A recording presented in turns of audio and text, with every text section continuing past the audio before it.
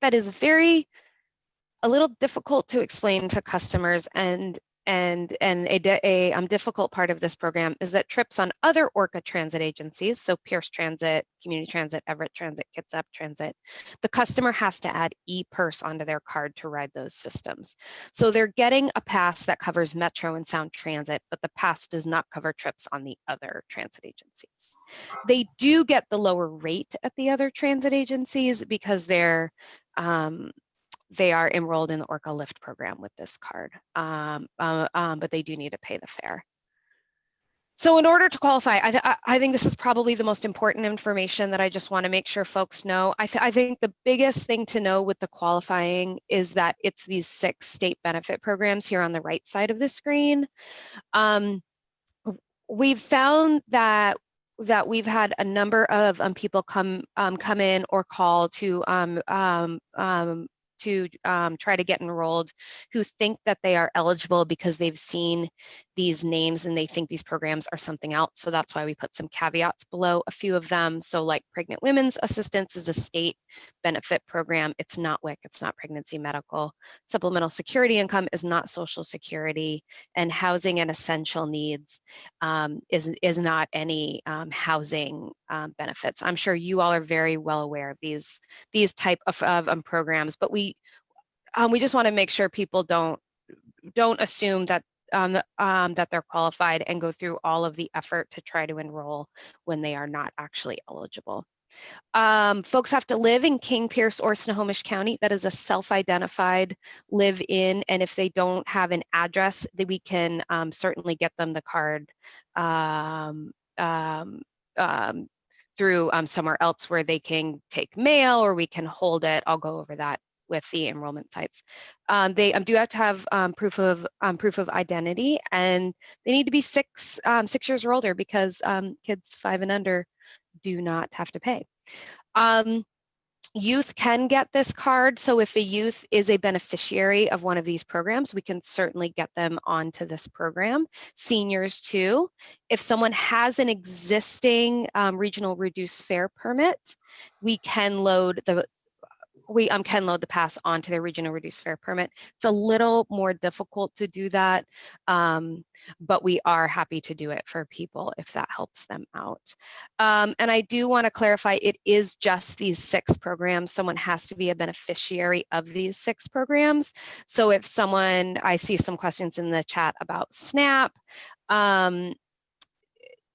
SNAP is not a qualifying program. It's just enrollment in one of these 6 programs. And if folks they think that they might be qualified for one of these programs, you all probably already know this. WashingtonConnection.org, or the phone number at the bottom, is the DSHS service center where they can talk with people about their eligibility and qualification. We are expecting to expand this in 2022. So in enrollment, these 3 agency partners, the Department of Social and Health Services, Public Health Seattle, King County, and Catholic Community Services, are the 3 agencies where people can enroll. When we first developed this program, we had a very sort of easy method where people could go to one of these agencies when they're getting enrolled in benefits. They could see these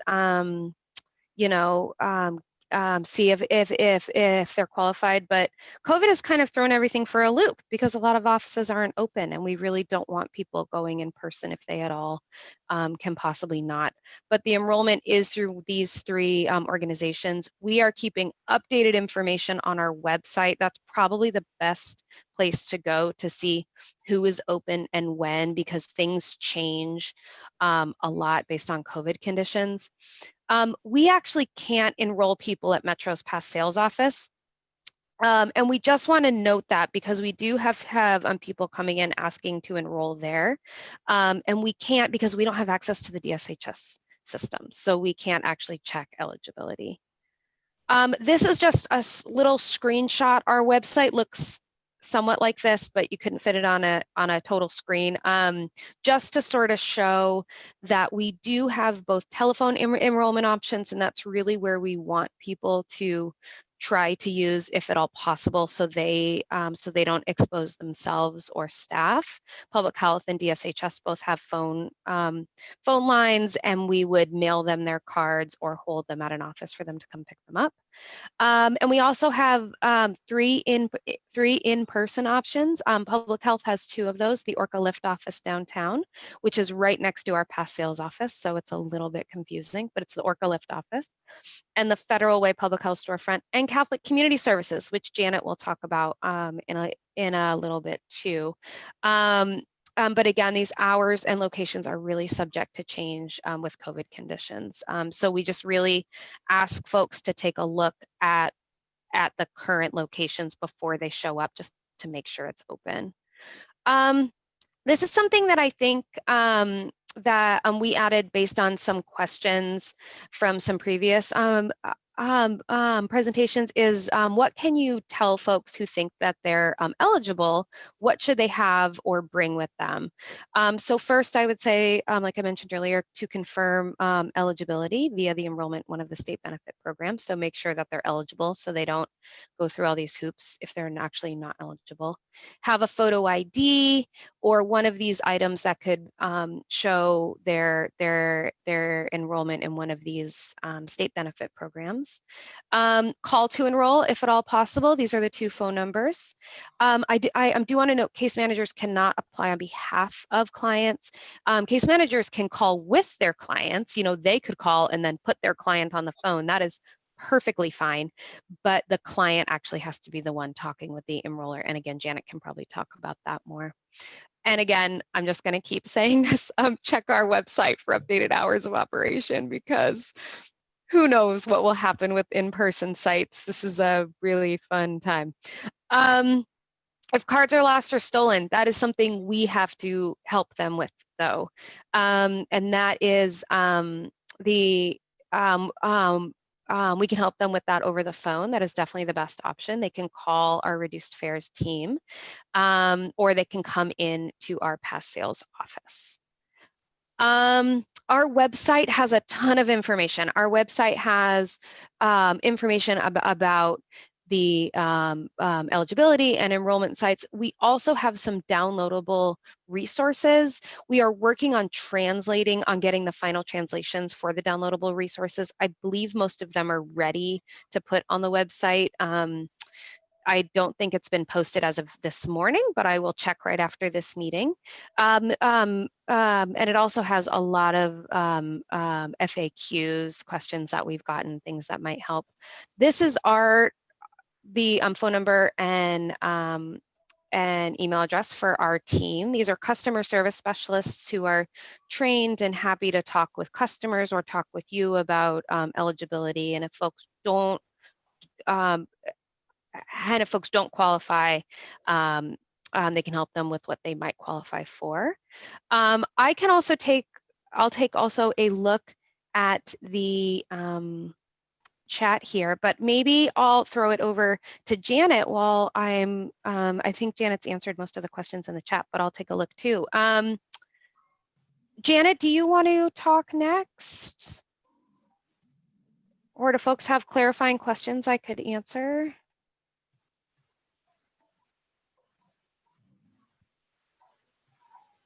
There, now I have unmute. Hello, everybody. I'm Janet Hammer. I'm happy to talk right now, Lindsay, if you'd like. Unless anybody has questions, unless they want to keep doing that through the chat line. I hope I've been able to answer them, and maybe Lindsay can shed some more light on them. So what I do is I'm the Orca Lift manager at Catholic Community Services, and I provide enrollment in this program just like public health and like the public health options and DSHS. So the difference is that I'm not currently set up to do mass enrollment. I'm currently just a single person. My program is really small. So we have a limit to how much we can do currently until we expand our program a little bit. When I mean small, I mean I'm the only person in the program. So, however, we've managed to do we managed to do a very large number of enrollments already. We're fairly good at enrolling, and we do have some additional people at Catholic Community Services that are helping me to keep up with the demand while this is, very fresh and new, and there's a lot of people that are hoping to enroll in it. Let me just get my view a little bit better here. There we go. So let me tell you a little bit how it works. So when clients contact me, whether they've got HEN or ABD, if they've just come out of DSHS and they're not even enrolled in the Catholic Community Services Program, they're from the public, I can still enroll them as long as I can find them in BVS, which is the Washington State, you know, process for, you know, Washington State lookup for being able to find out whether somebody's eligible. So if I can find them in BVS, if I can find proof that they have SSI in their provider one, or if I can see paperwork proof from DSHS that shows that they're eligible for one of these 6 programs, then what I do is we have 3 enrollment days, basically. Let me start over again. So I do enrollments, walk-in enrollments on Mondays, Wednesdays, and Fridays. I do Mondays and Fridays 9 to 4 and Wednesdays 9 to noon, because in the afternoons, I actually go to the EN, what we call the Essential Needs Bank, and I provide service for just the HEN clients and ABD clients. So on Mondays, Wednesdays, and Fridays, people can come into Catholic Community Services from 9 to 4. They can sit out in the front office. I take their information. I go in back to my office. I enroll them if they're eligible, or give them options if they're not. If they're eligible for the program, I prepare their card for them. I enroll them into the program. I give them the paperwork for the program, and then I set them up with the lanyard. This is everything that Metro has put together for us. And so I take it back out to the client, and then I take them through the process of how the enrollment works. The first thing I tell them is that there are those 5-day passes that allow somebody to ride on King County Metro or Sound Transit for the first 5 days. And I let them know they have to tap the card, because just like any Orca pass, you have to tap the card to get that loaded. So even the 1-year pass needs to be tapped. And typically it takes a couple of days to get that pass loaded. So that's why there are 5-day passes to cover the clients that we have, with transportation in the meantime.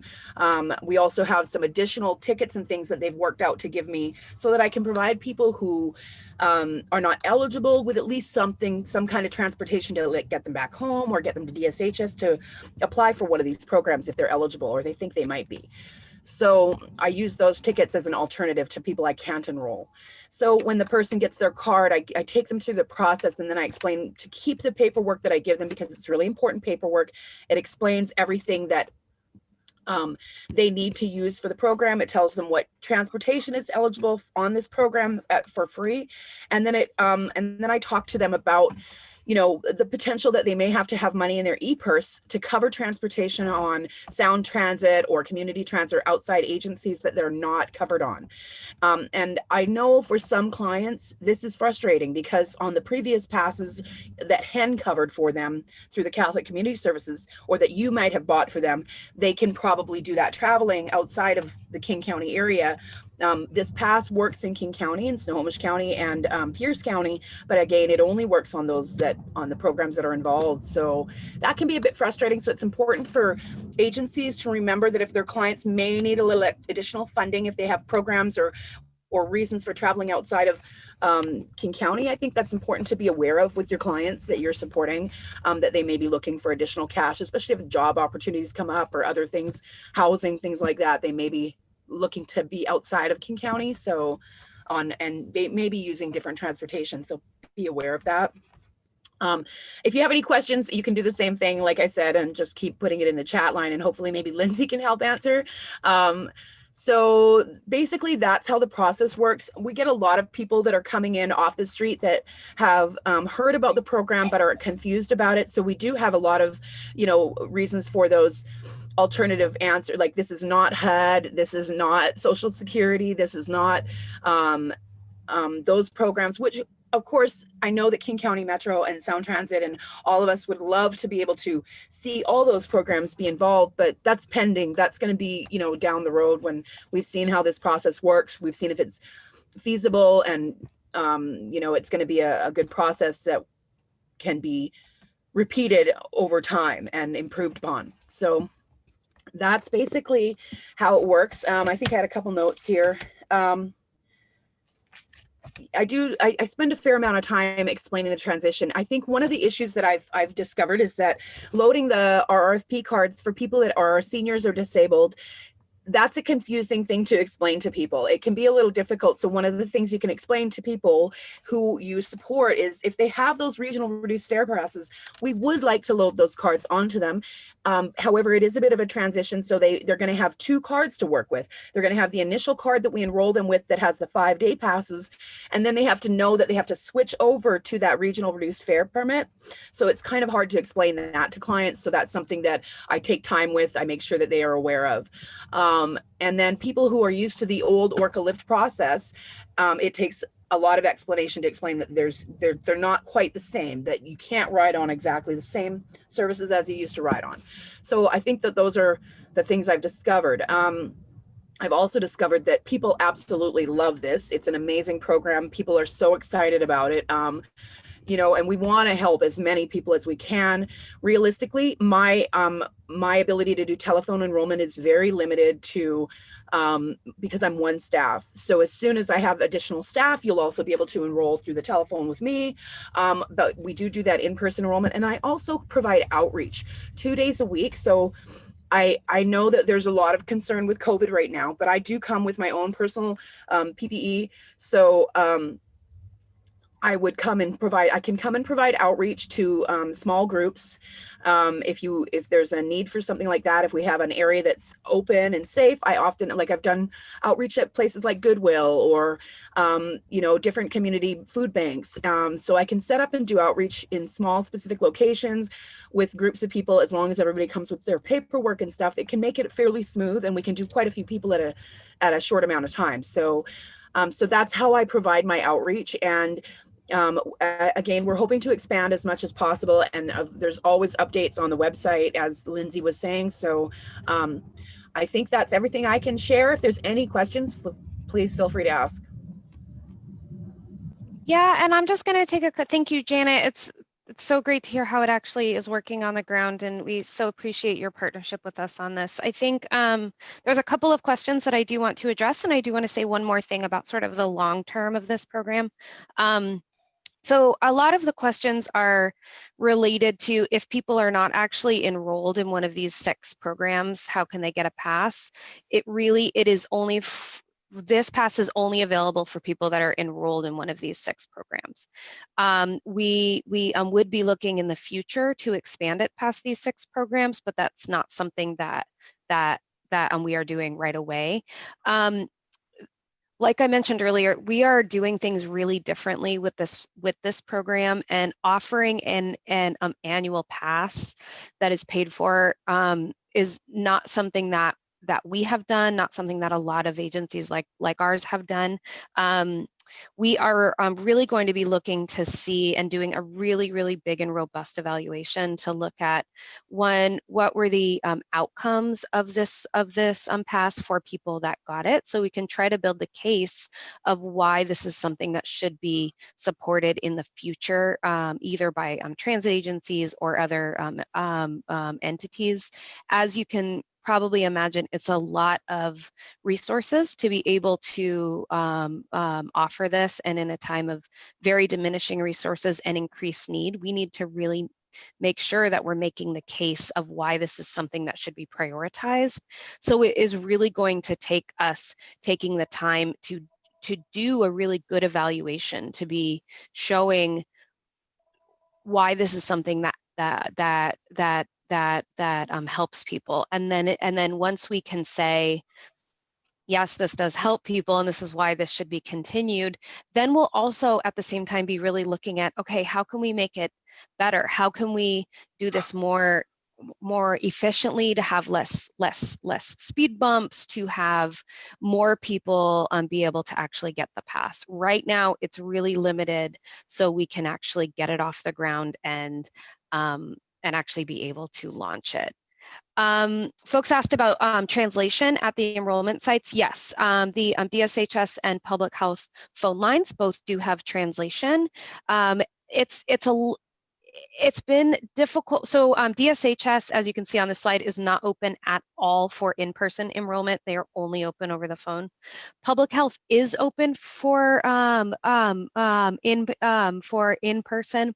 Translation's a little difficult. They can use the phone when someone's there in person to do translation, but with the governor's restrictions of the number of staff and people that can be in an office, they actually can't have as many people there as they normally would.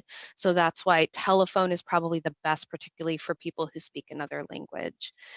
We have had major massive lines at the Orca Lift office for people looking to enroll in this pass, and we've been really concerned that it's putting people too close to each other, and a lot of the folks who would be enrolling in this are seniors or they're at risk in other ways, and so we really want to keep people safe. So that's why we're really pushing phone.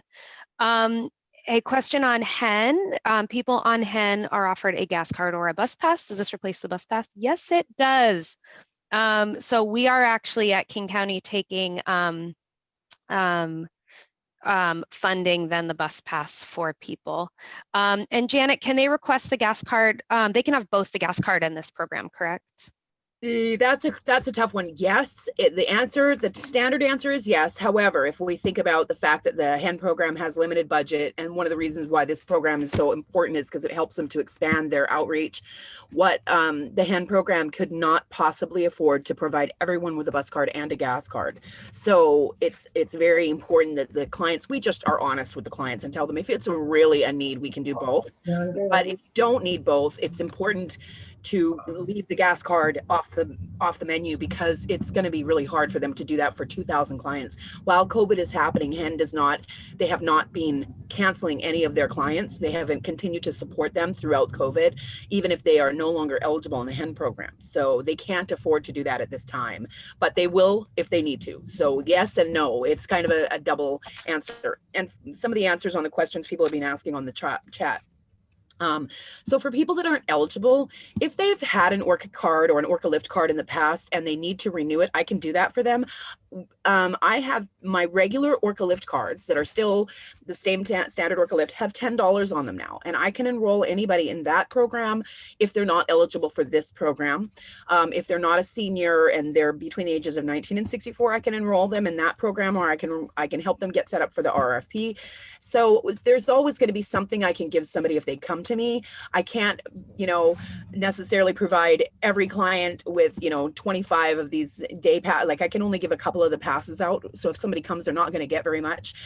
If they don't take that Orca Lift card, they're only going to get maybe one or two of those day pass, those single pass use passes that I received, because those are really for, again, people that are not able to get one of the Orca Lift cards or not able to get the subsidy pass. So that's how I would help them in as another option, but that's very limited. I don't use the human bus service bus tickets very often. I don't have a supply of them currently because we have a tiny budget in my program. So we just can't possibly afford to do that on a regular basis. Again, that's why they've opted to give me some of the single use passes. It helps my program quite a lot. So they've been able to do that for me so that I can at least provide people with something when they come in to see me. And the human service bus ticket RFP is open right now. When we're done presenting, I'm going to put the link in the chat. So if folks aren't connected to that. Wonderful. Lindsay and Janet, thank you so much for being with us here. This is such an exciting program to get the word out about. We will make sure to share all of the information that you covered with us, both on our website as well as in the follow-up email. Again, sort of to summarize, in proof of enrollment in the 6 specific benefit programs is the eligibility. So be thinking about how you can grab the BVS enrollment information for your clients. And I just want to repeat that Janet has some ability to come out to locations in the community for enrollment services. So we will also be sharing Janet's cell phone number and email address so that you can follow up with her. Again, thank you both so much for that update. Thank you for having me, and I really appreciate it. I really am so interested in this process. I'm kind of sad that I haven't been a part of it before, so it's great to be here. Thank you. Well, we're happy to have you here. Okay, so really quickly, we want to do a quick member update portion. We like to set a little bit of time aside at our meetings for our member and ally agencies who have a quick update to share, be that maybe like an upcoming event, big program changes, staff hirings, things of that nature. So a couple quick updates here. First off, I want to hand things over to Emily Goodright at HopeLink, who has been collaborating with us on a training series for homeless service staff. Emily, thanks for being with us here this morning. Hi, thank you, Jason. So my name is Emily Goodright, and I am a case manager at HopeLink and one of the Your Money, Your Goals trainers. So just a quick overview of Your Money, Your Goals for anyone who hasn't been to the monthly coalition meeting or one of our trainings. So it is a free financial empowerment toolkit developed by the Consumer Financial Protection Bureau that organizations and providers can use to help individuals that they're working with meet their financial goals by increasing their knowledge, skills, and resources. So this toolkit is not a curriculum, but really a set of tools and information that can be used when relevant for a client that you're working with. So you can really pick and choose the information and tools that you're going to use with your client based on their specific needs. So on December 2nd, we are going to have our third training in the series, which will be exploring module two of the toolkit, which focuses on saving. So in this training, we will be showcasing 3 different tools that you can use with your client that can help them start saving and meet their savings goals. So we will be discussing how to create savings plans, different programs individuals can access to save money, and we will be looking at how to help clients find places to save.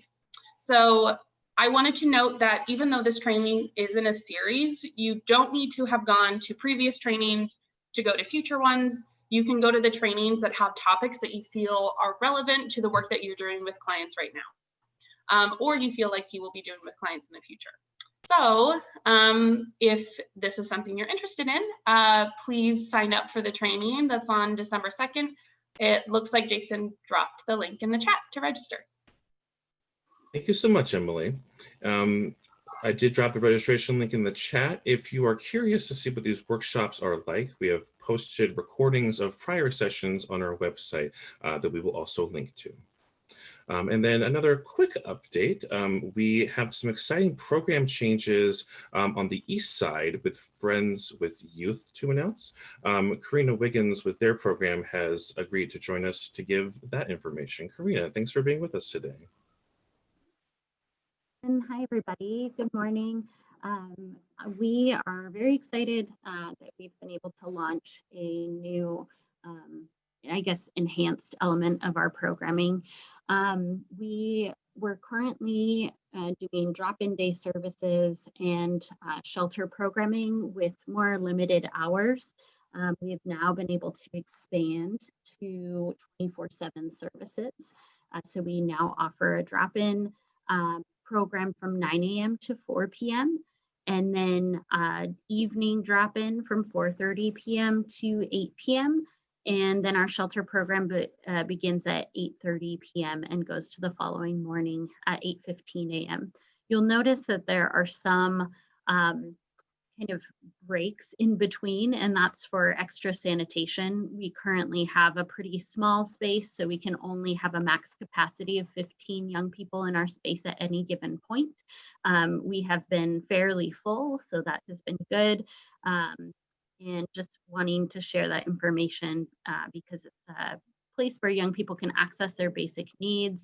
We have lots of COVID-19 protocol in place, including a requirement that youth and staff are all wearing masks while they're accessing services at our Redmond Youth Service Center.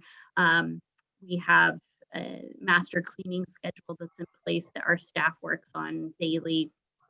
And we have varying social distancing protocols and procedures in place. So if you know any young person who's in need of our services, we do have a case manager and behavioral health staff on site every day. And so that's just some extra support services as young people are getting what they need. I will put our new hours as well as our address in the chat so you all can see that. And feel free to let me know if you have any questions. And yeah, thank you so much for having me. Appreciate it. Thank you, Karina. We appreciate you being here. Again, the information she referenced is also going to be sent to everyone. I want to move us along to our next piece here, but if any other agencies have a quick update like that they want to share, if you are able to stay to the end of the meeting, we may be able to give you a little bit of time there to make any further announcements. But I think with that, I'm going to kick things over to Allison for an exciting, comprehensive COVID-19 update. Thank you, Jason. Good morning, everyone. It's really wonderful to see we have 91 people joining the meeting today. I really am always so appreciative of the chance that we have at least once a month to come together as a community, particularly given the fact that we are heading into what is clearly going to be a very, very hard winter. It's already proven itself to be cold, wet, windy, dark, and honestly quite alarming. And so I say that not to just add to the gloom, but really just in recognition of the fact that everyone on this call is doing their work, their best work, to try to keep people safe, healthy, sheltered, housed if possible, and as stable and as safe as possible if not. And that is a heavy burden on top of what everyone is experiencing in their own personal lives. So in recognition of that, Jody and Jason and I had a little bit of a conversation yesterday. And in addition to wanting to give you all good information from our partners at the Public Health Department and the Healthcare for the Homeless Network to help you do your work better and to help you keep yourselves and your household members safe during the winter months, we wanted to also just recognize that we may be going into something that will make what we experienced this spring look relatively easy because the weather allowed us to be outside more and more comfortably outside, I should say. And I want to preface this by saying that we recognize that this is a really hard time, and we want to create some opportunities for all of us to not only share information, but share support and solidarity. So one of the things that we're going to be exploring in partnership with Public Health and the Healthcare for the Homeless Network is maybe creating sort of a real talk space where you can bring your questions, bring your worries, concerns, and bring whatever problem solving ideas you have been thinking about or testing out in your own work lives, so that we can really share and not have it be as formal as a meeting. So I'm going to invite you all to just take about a minute to think about the following phrase, and if you wish to share in the chat what that phrase makes you think of with respect to the work that you do. And the phrase is pandemic fatigue. We have been hearing this thrown about a good bit, I would say, in the news. And in a lot of cases, I think it refers to people feeling frustrated with needing to wear masks, or people feeling sad that they are not able to spend time with loved ones in person. I think for homeless service providers, advocates, people who are doing the work every day and every night, pandemic fatigue means something more intense. And we want to recognize that and just... Can I answer that question? Michael, I'm going to just ask if you can maybe put it in the chat, if you would, Sure. Okay. just because we have such a large number of people on the call. Okay. And what we're going to do with what you're sharing about this is we're going to take a little time to think about how we might structure some informative and supportive environments, potentially Zoom calls, but potentially using some other medium.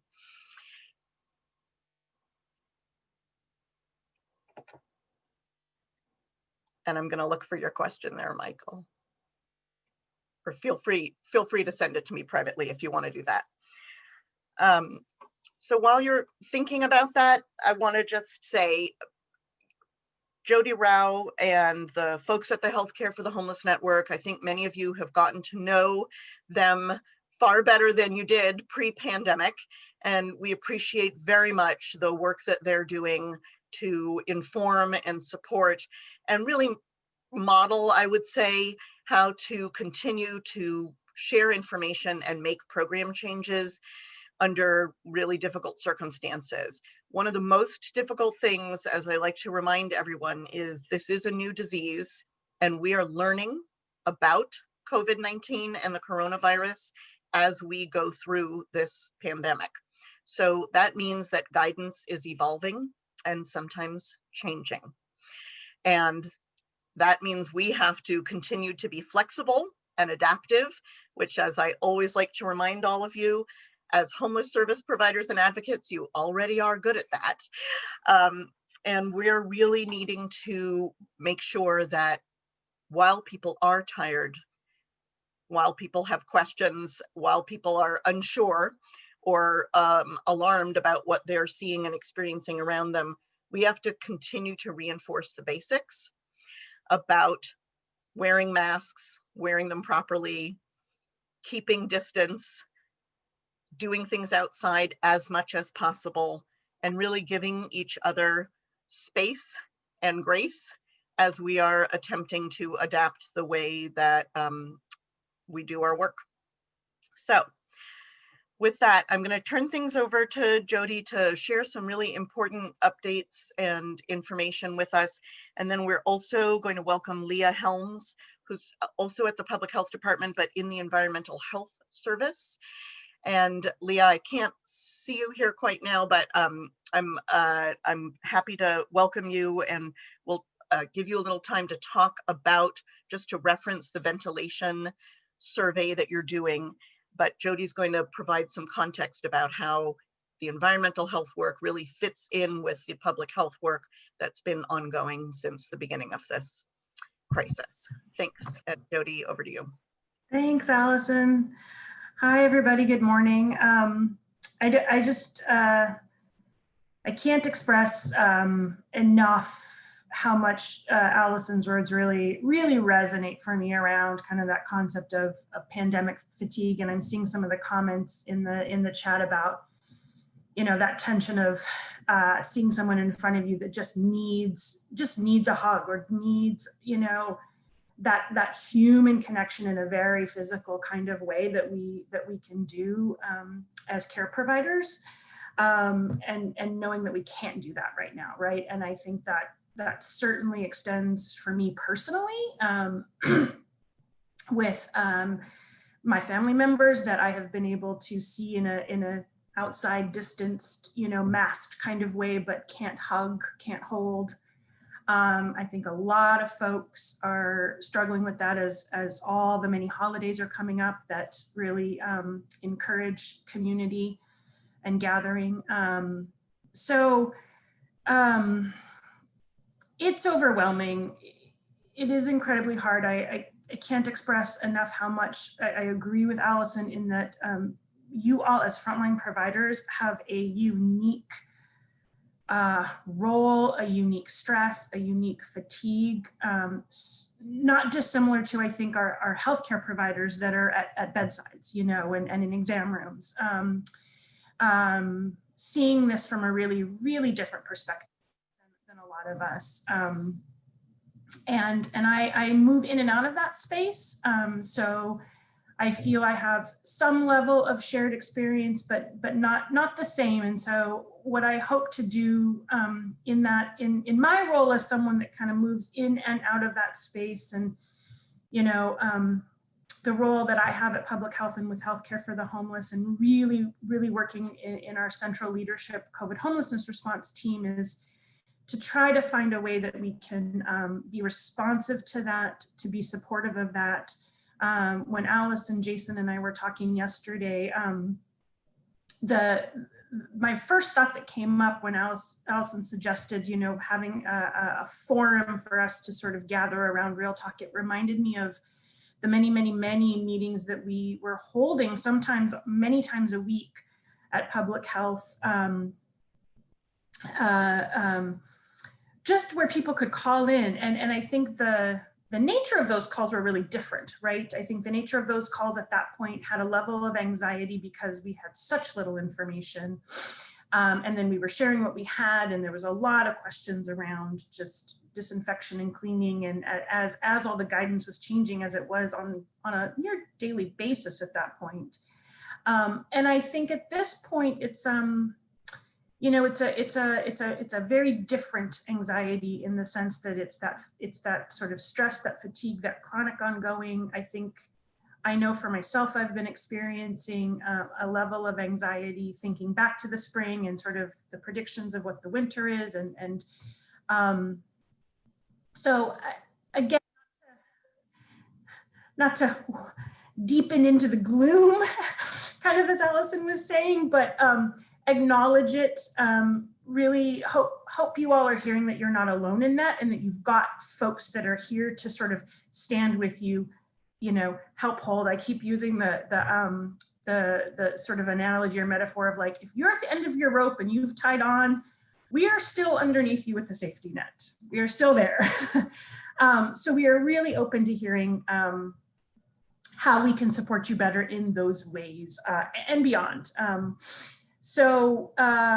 I think some of the top things that we are hearing about it, there's a lot to cover, and I'm going to send a plethora of links and resources onto the coalition so they can share with you after the fact. Couple things, we have included a new link. So this is a direct connection online to our CD-EPI, our disease investigators. So you can, if you have concern about illness, COVID, flu, you know of, you've heard of a report of somebody that came back positive, but you don't have that confirmed, you can send that online. You don't have to go through the call center, and those numbers are up and the wait time is up. Although for context, it's been a lot of calls about Thanksgiving and travel. So, you know, folks are trying to get the best information that they can, but increases wait times for people that are actually needing to respond to folks that are not doing so well in front of them. It is not the way to get to I&Q. You still have to call the call center for to get a referral to I&Q, but this is a way that if you need sort of a quick and fast, efficient direct link to our disease investigators, that's the way to go. The other piece I will mention is that if you're filling out the form, but you're not the best contact person, just make sure you put the best person within your agency or program, their name and their contact number in there. So that's just kind of a quick and dirty. We've also increased our Wednesday provider meetings back to weekly. So this is the 2 p.m. Wednesday provider meeting. We had pulled them back to every other week into a half hour. We're going to weekly and to 45 minutes to hopefully really make sure we're covering and folks have space and time to get their questions and get the updates that they need. We can always increase that if it's needed. And if there's a light week or people just need their time back, we can always give people time back. Flu vaccine, super, super important this year. Always is important, especially important this year. King County and Public Health have really expanded their access to vaccines. So there are, we always have our mobile unit that has always gone to homeless service provider sites. They are a bigger team this year. I think they are on track to do more than 100 clinics in October, November, and December. That is the team that if you just email vaccine team, one word, vaccine team at kingcounty.gov, you can schedule a clinic with them. They do flu vaccine, they do hepatitis A vaccine.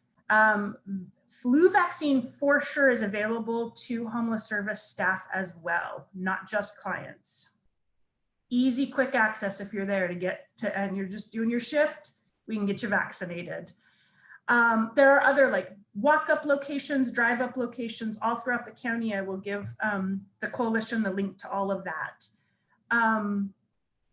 The really, really good and positive news is all of the hard work that you all are engaging in, the mask use, the distancing, the hand washing, the opening the windows and the doors and getting that air circulation going. These are all things that are going to protect us from flu and COVID. So we are, the double time that you've been doing is paying off. So keep that up. I'm seeing Allison's with the yes, yes.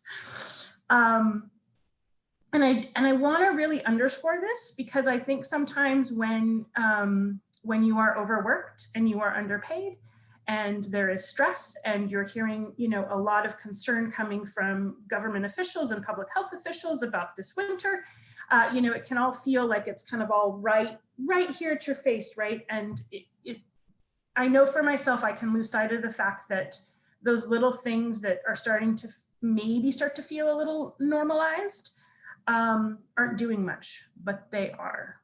It's really, really important. So if you have integrated this into your daily life and it's feeling normal and that's kind of moving in that direction for your program and you're starting to make that behavior shift with the folks you're working with, keep it up because it makes a huge world of difference. I also have a little bit of information on the COVID vaccine. We are doing a lot of work preparing for when that comes down. I think a lot of folks have probably heard that we're looking at maybe a spring 2021 availability.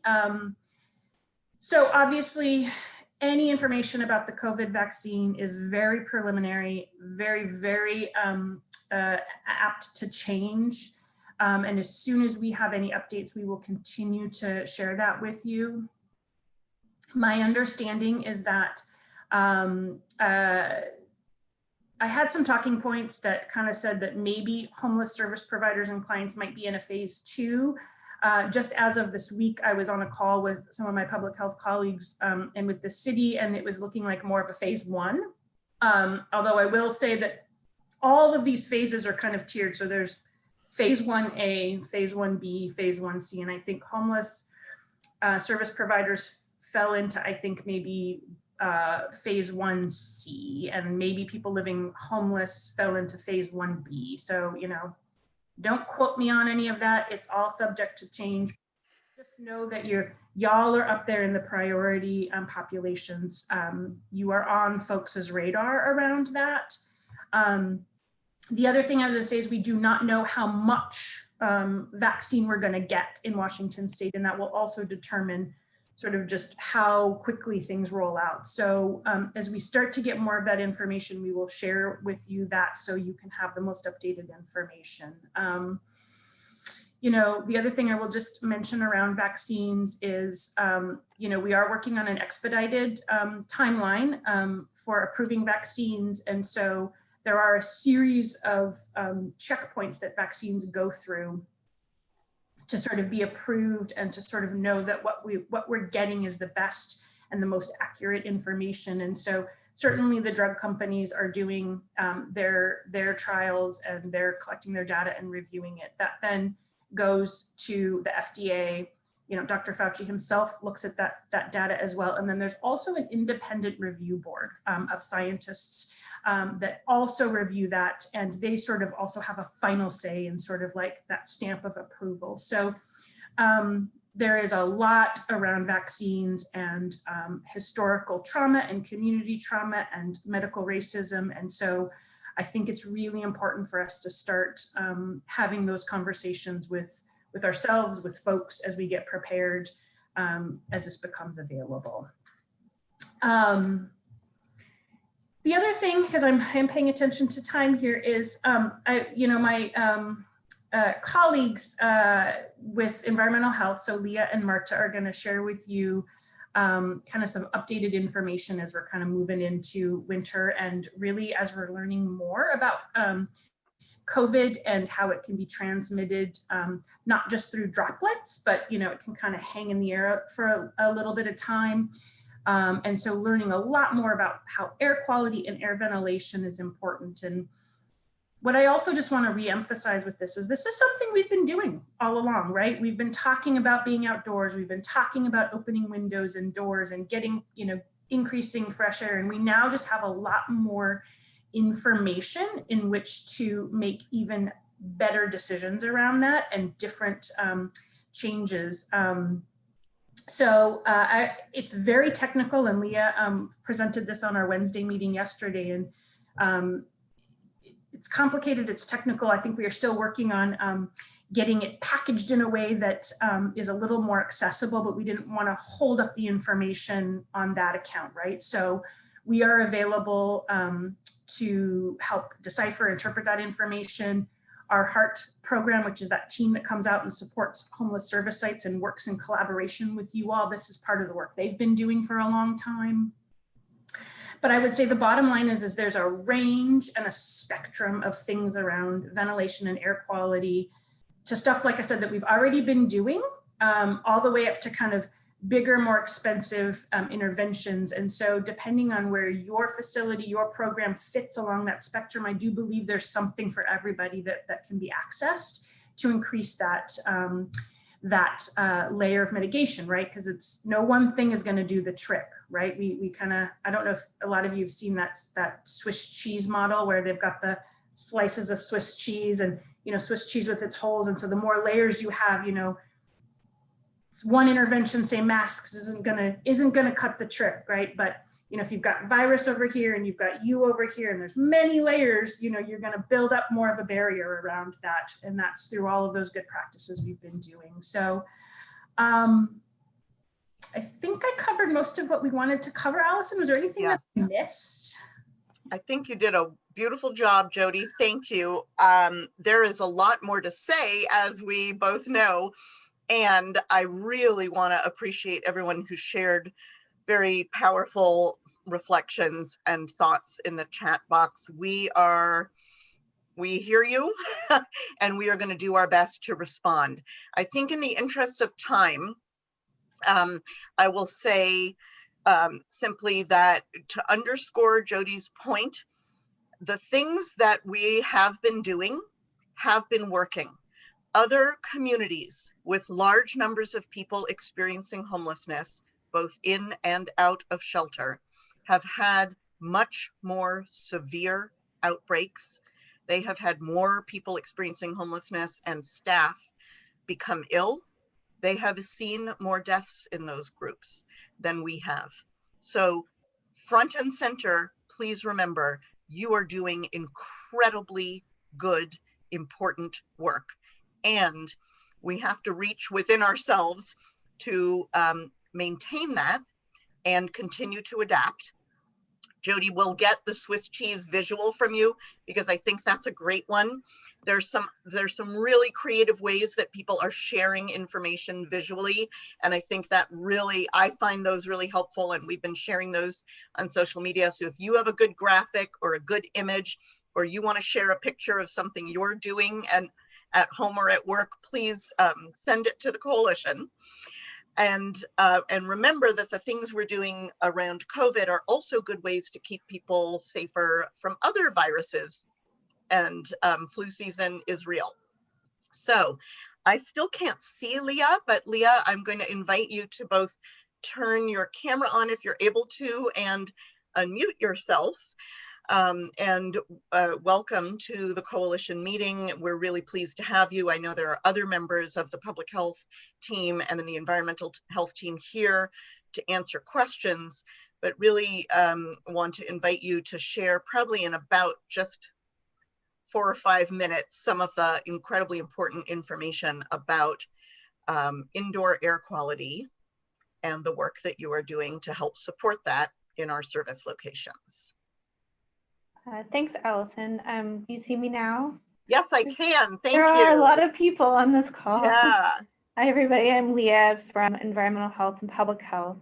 And with us today is also Marta, who is our Environmental Health Response coordinator to homelessness, and Shirley Tan, who is our lead toxicologist. And I think Jody just covered it so well about the multi-layered Swiss cheese strategy. And, you know, we have been working so hard, and you guys have been working amazing. And we do have just a few updates to share, and I understand we have we're a little time constrained. But I guess the first thing that I would like to share with you, is it okay if I share my screen, Allison? Yes, please. Okay, so I guess first thing I just want to share is that almost, it seems like a month, maybe 2 months ago, we started at Public Health along with our partners in the county and some of you guys talking about cold weather that's coming and what does that mean for our spaces and for severe weather sheltering.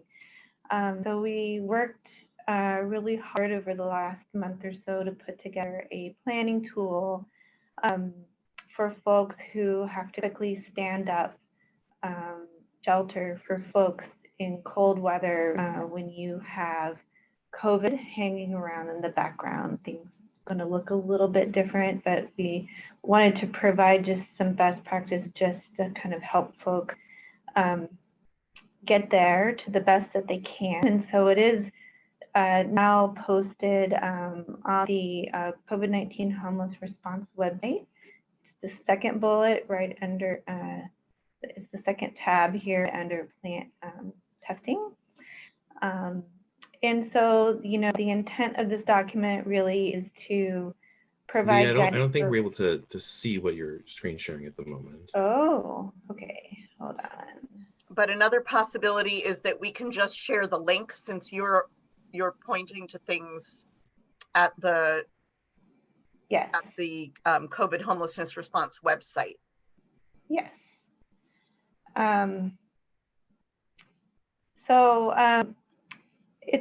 It's a planning tool. I just to acknowledge that it's really meant for this kind of short burst of cold weather, quick stand up that might have to be done in the event of winter sheltering.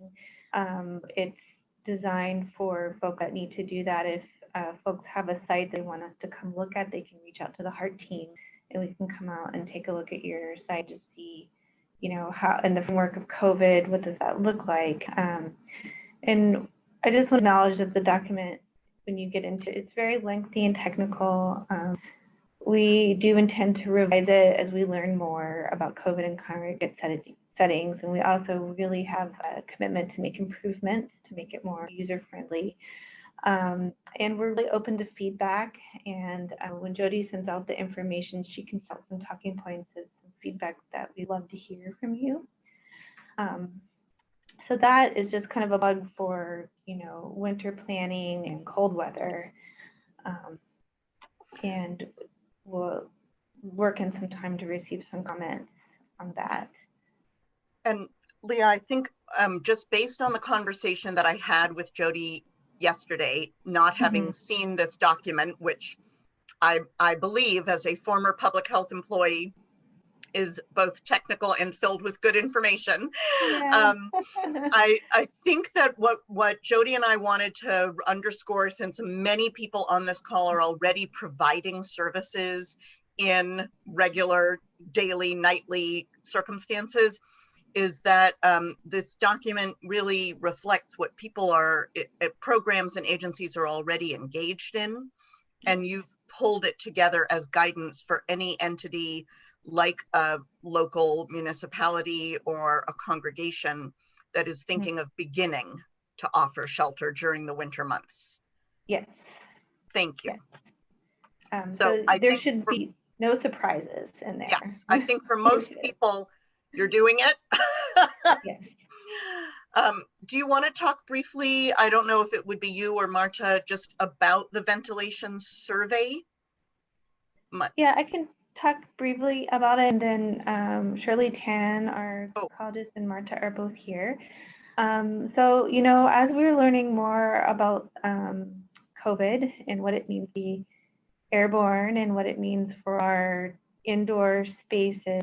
We do have a small program kind of running in the background in coordination with the Heart Team mostly, that's focusing on providing how to provide assessment of your indoor spaces for COVID and inhalation. And we have a small amount of money, and we're hoping to be able to provide some air purifiers and help you look at your space and maybe help you to understand how to talk to your building engineers and your HVAC specialist and what even is HVAC, right?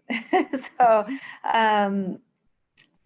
and there, you know, there's a few things to know about keeping your systems maintained and, you know, how to do some supplemental filtration. So- what does it mean to run your bathroom fans? But, you know, Shirley can give a quick little overview with like Allison.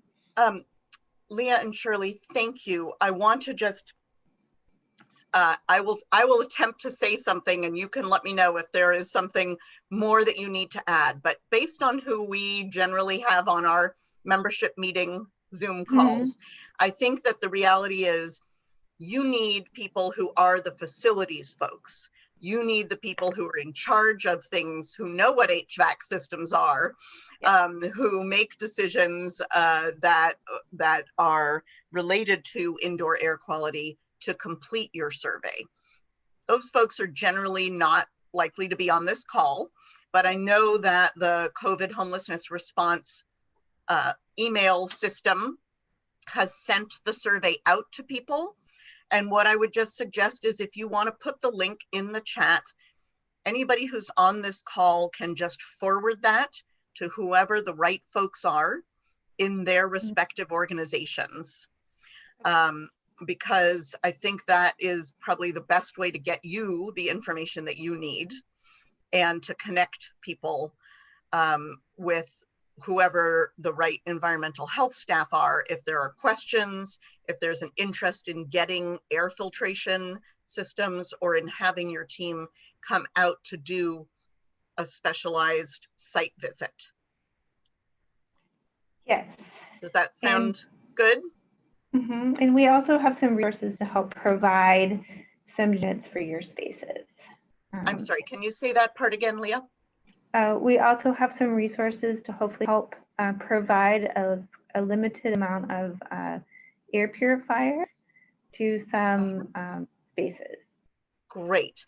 I'm going to suggest that if you can share that information with Jason and me, we will make sure to distribute that to our member organizations, and folks, whether they were on this call or not, will be grateful to hear about it and to know whom to contact if they need to have a site visit, to have someone help evaluate the workplace, the shelter, whatever the indoor space is. And I feel badly doing this because I see Shirley is ready to talk. I think Marta is ready to talk. And I just am aware of the fact we're trying very hard to stick to our shorter time window. So let me just say, if there's something vitally important that you haven't had a chance to mention and that you need us to be aware of, I'll invite you, Marta and Shirley, to speak up briefly, and then I'm going to move us on to what I hope will be close to the last 7 minutes of the meeting. I can put mine in the chat. Okay, Shirley, thank you so much. We really appreciate your expertise and your presence here. And Marta? Yes, I was just going to reintroduce our sanitation and hygiene guide and just maybe go over cleaning a little bit, because I'm part of the Heart team and we've been going out to lots of sites, and we've been noticing some confusion with the chemicals that people have been using. So I just kind of wanted to go over that, but perhaps I can also put that in the chat. That is really interesting, Marta. We want to take advantage of the fact that you know what you're seeing in the workspaces where people are operating. Could I suggest that put something into the chat, and then let's explore whether or not this could be just a brief cleaning and sanitation update that we host with you, with Jody and others, to make sure that we publicize that information and really get you a good audience of folks, the right people to hear that. Great. Okay. Yeah, thank you very much. We really are grateful for the on-site work that you all are doing. And I say this as a former public health department employee, but also just as a person who lives in King County. You know, we have one of the strongest public health departments in the nation here in King County. And you couldn't really find a more dedicated group of people who work in the public sector than all of these folks. So we really appreciate the intentional way in which our partners at Public Health have engaged with homeless service providers, housing providers, folks experiencing homelessness. And we're following closely the extent to which the fact that our public health department declared racism a public health crisis is not just about words, but it is also about actions and how the department does its work. So I think we have another wonderful meeting coming up, and Marta, we warmly welcome you and your colleagues back for that. Very briefly, I'm going to give you some highlights from our city and county budget work. As I think all of you know, every fall, the city council and the county council take the proposed budgets that the Seattle mayor and the King County executive have developed, and they engage in a process of making adjustments to those proposals. This year, that process started immediately upon the process of having done lots and lots of budget work already because of the need to reform the 2020 budgets while we were still in 2020, and because of federal funding and state funding that supplemented local resources.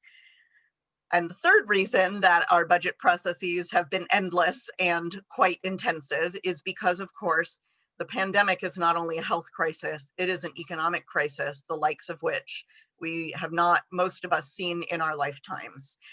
And because our state has the most upside down tax structure in all 50 states, we are over dependent on sales tax and property tax to fund public services.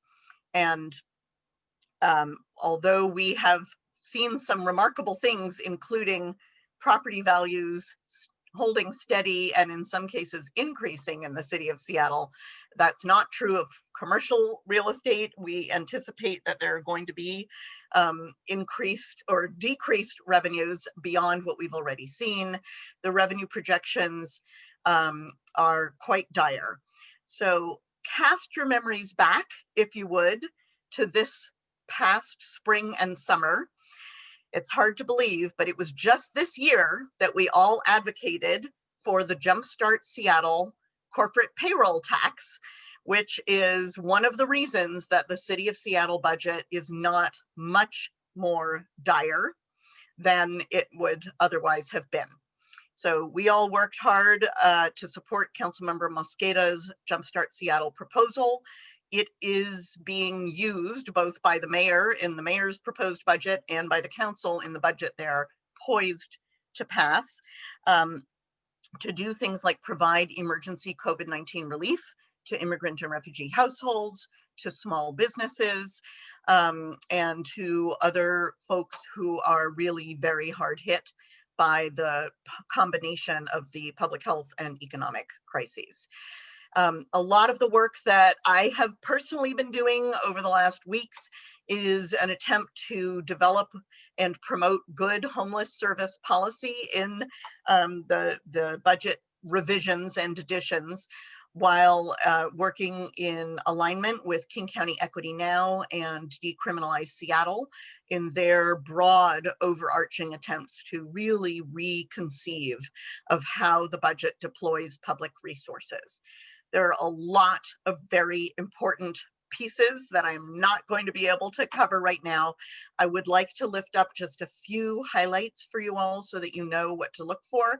And then when we convene again in December, And perhaps before then, we will actually maybe have a budget debrief and invite folks. I see Jesse Rollins is here and has worked incredibly hard on safe consumption sites. So invite folks to share information about that, about the new Indigenous Commission that I believe will be funded in the final Seattle budget, and about things like what we look forward to seeing, which is a $1 million expansion of the host outreach team for people with serious mental health disorders, and an addition of 7 neighborhood outreach workers in communities including Lake City, West Seattle, South Park, Rainier Valley. Those are some of the really positive things. There are some odd things and some things that we are still working to either reform or push back on. And then there is the bigger set of conversations that I've talked with you about that we and a number of coalition member organizations, including DESC, the Public Defender Association, Chief Seattle Club, and Urban League are involved in, and Reach, namely discussions around, now that we have succeeded in eliminating the NAV team as an $8.1 million publicly funded process of pushing homeless people around, we need to clarify the good work that has been ongoing and to bolster that work. So we've posted on our website the framework that we negotiated with the Deputy Mayor, Casey Sixkiller, with folks from the Mayor's office and the Human Services Department, and City Council members, which does a fairly good job, I think, of, without too much jargon, laying out what we think our shared principles and frameworks are. Thanks to Sasha, who's not here today, it's on our homepage, homelessinfo.org, and it's just a 2-page framework that you can download. I welcome your feedback on it. It is just the starting point, but among the things that it has done is it has put in writing the city's recognition of the fact that removals should not be the first approach to any homeless person or people camped outside, and that we need to take a problem-solving approach that recognizes that people need to have their basic needs met, and that actually also increases available shelter and housing and supportive services for people, including those who are going to have to remain outside during this pandemic winter. On the King County side, what I will say is, thanks to federal dollars and our advocacy on the Health Through Housing initiative, the Department of Community and Human Services budget is the biggest it's ever been by a long shot. And that is a really positive thing in some ways. There are $345 million of revenue that will be collected beginning in January to implement the Health Through Housing initiative. And that, as a reminder, is an effort to bring, to purchase land and hotels, motels, and similar buildings, use them immediately for emergency housing for people experiencing chronic homelessness, and then transform those spaces into permanent supportive housing for about 1,500 people across King County. So more to come on that. It's very exciting and it's moving fast. And I'm going to just end my quick update there, since we're already a little bit past 10:30, and ask Jason and Selena to help do some really quick coalition staff updates, so that we can also remind you, and we know some of you may already need to leave, to get December 19th on your calendar, because we will be having a phenomenal legislative preview that I will talk about at the very end. Thanks. Thank you so much, Allison. I'm going to quickly go over some updates that you can find more information about on our blog agenda, which I put in the chat. we've collected some information from our members about emergency assistance programs. Now, our admittedly small yet mighty team is not prepared to be a clearinghouse for this information necessarily, but we do want to pass along information from our members who have shared resources on rent and utility assistance. There's a program through Lifelong for HIV positive tenants facing COVID hardship, a program through the Housing Justice Project for people needing rent assistance, as well as landlord-tenant mitigation resources, and some of our South King County partners, such as St. Stephen Housing Association and Multi-Service Center, want folks to reach out to them if they need help navigating the King County Assistance Lottery. That information will be available on our website, and we will continue to share as we get it. If you have information about your program that you want us to signal boost by adding it to our website, please do reach out to me at my email address. And I want to announce that our 2021 membership drive has just kicked off. We are a membership-driven organization. Our ability to do things and make things happen in the community is the result of the collective power that you all provide for us. We made the decision to suspend our 2020 membership drive in recognition of the financial hardship that COVID-19 has caused our members, with an ask that folks consider putting dues into their budgets as they put together their 2021 budgets. We will be sending out a quick check-in message with folks just about who is the best contact at your agency to follow up about this. Our new staff member, Aileen, is going to be the best point of contact for follow-up. So if you have questions about membership, or if you want to explore that with us at all, I would encourage you to reach out to her email, which we're going to put in the chat. And then Selena, our new advocacy coordinator, is going to give us a summary of our civic engagement work and preview some upcoming advocacy opportunities. Selena, take it away. Hi, everyone. I will try to make this really, really quick, just because I know we are over. Really, I just wanted to give you an update about the work that we did in terms of voter registration and voter education and getting out the vote. So I wanted to really thank the organizations and community sites that hosted us. We had so many sites and so many people who are really interested in bringing voter registration and civic engagement work to their organization. We're also incredibly thankful to so many community partners who donated masks and hand sanitizer and hygiene kits and socks for us to give away as we did our work. Here's like a quick roundup of numbers. We had about 17 community sites overall with 57 combined volunteer and staff hours. We interacted with almost 500 people. Of course, not everyone was interested in voting. However, the more people are exposed to information, the more likely it is that they'll be empowered to exercise their right to vote in the future. So we were really happy with these numbers. We directly registered 55 people to vote. And then there was an additional 200 people that we gave educational materials, bus tickets, and other assistance to sort of help reduce barriers to voting. And so our next step is we really want to continue this work. A lot of this we did with only a couple of weeks, and a lot of it was thanks to our wonderful volunteers who are super dedicated. If any of you are on the call, just raise your hand or give a wave. We're super grateful to you, super grateful for our community partners and our membership organizations.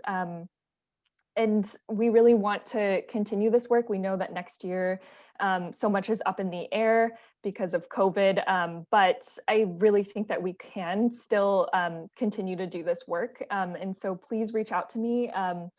If you have any ideas for next year, also reach out if you attended our workshop and were able to implement something internally. I really want to know, what you did, what worked, what materials would be great for you to have in the future. And any way that I can help you figure out your needs and help coordinate that. And then the coalition is also working this upcoming year to help expand voting rights for many people. And I can give you more information on that if you send me an email. Just trying to do this quickly to not take up too much of people's time.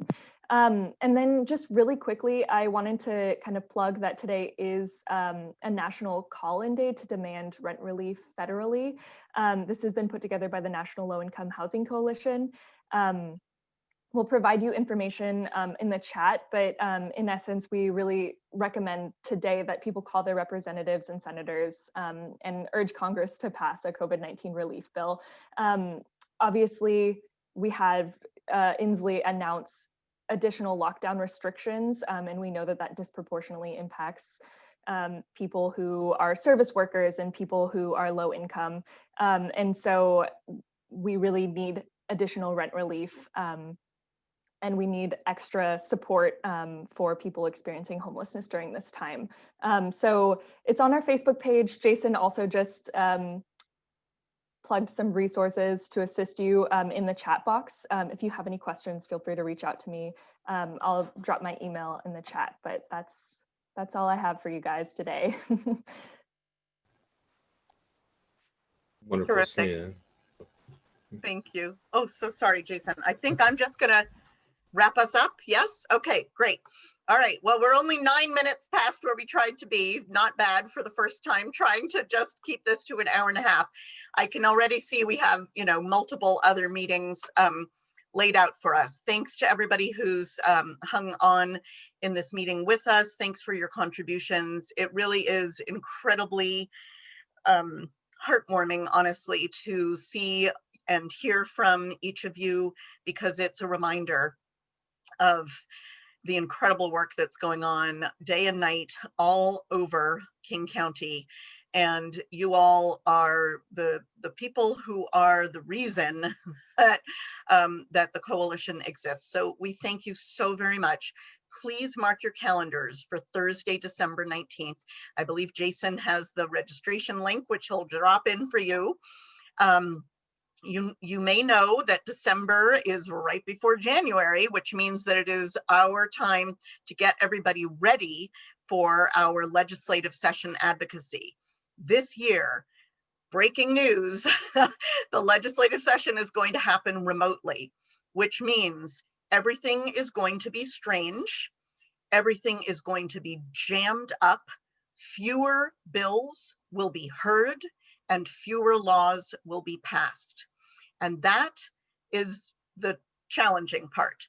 The positive part is you now have the opportunity to start thinking about how can the realities of Zoom legislative advocacy mean that you can engage the people whom you serve, the guests, residents, clients, folks who are part of your service world, in speaking up and talking to legislators during the coming legislative session.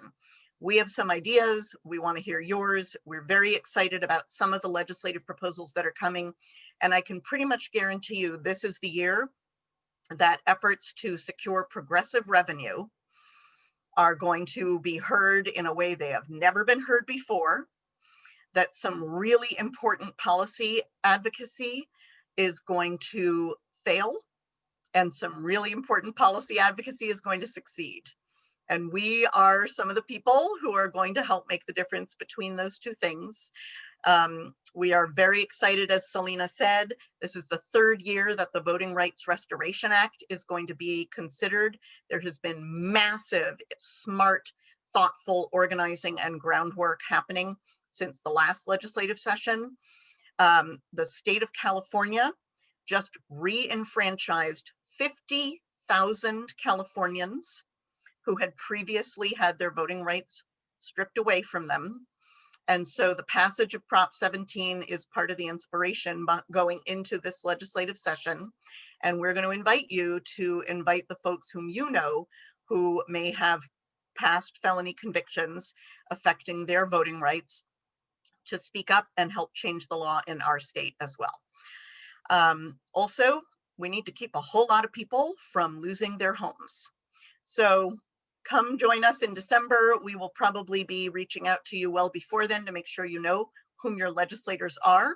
There are at least 10 new lawmakers whom we're going to get to know. And Nancy Amade, I see you there. So we will look forward to having you join us for what we expect will be some new Zoom versions of our longtime Homelessness Advocacy 101 workshops, and look forward to having all of you join us then. Thank you all so much. Jason, thanks for putting together this terrific meeting. Selena, thank you. Aline, welcome. Sasha will be back with us in December. It's wonderful to see all of you.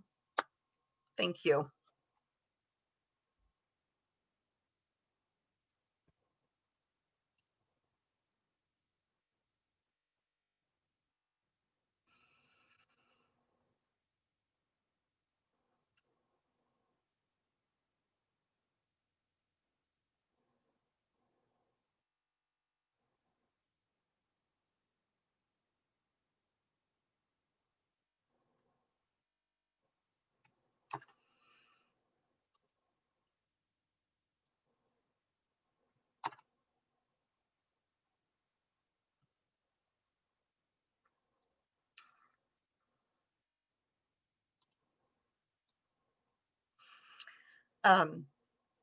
Jason, looks like we forgot. Oh, Sam, you're here. Sam Fiender, I'm so sorry. I didn't know if you were with us or not. And so I blipped right over the space for you to talk about the Indigenous Commission. I really apologize. Oh, no worries. It's a busy morning. I was bouncing between different meetings and stuff too. So I had Anna ready to tag me in. So I was just going to jump back into it. Okay, well, I thank you so much. I think we're going to need to do something like between the passage of the budget and our general membership meeting. So let's stay in contact about what that could look like, and then talk about a number of positive things that I hope are going to be in the final budget. Sounds solid. 2021 is looking a lot brighter. Thank you. I sure hope so. Thank you so much for joining us. And it looks like we forgot to mention to Aline that we try to stay on the call afterwards. But Jason, I just sent you and Aline a note saying, actually, Selena and I are now 15 minutes late for our new schedule of the Park Hag group. Hi there, Nick. So let's debrief, maybe throw your notes in the Google Doc while they're fresh. I will try to do the same. And maybe we can even debrief together when Sasha is back tomorrow. Great, sounds good. Thank you very, very much. Great meeting. Thank you so much, save everyone. The chat, obviously, please. Yes. Thanks. Bye, Nick. Cool.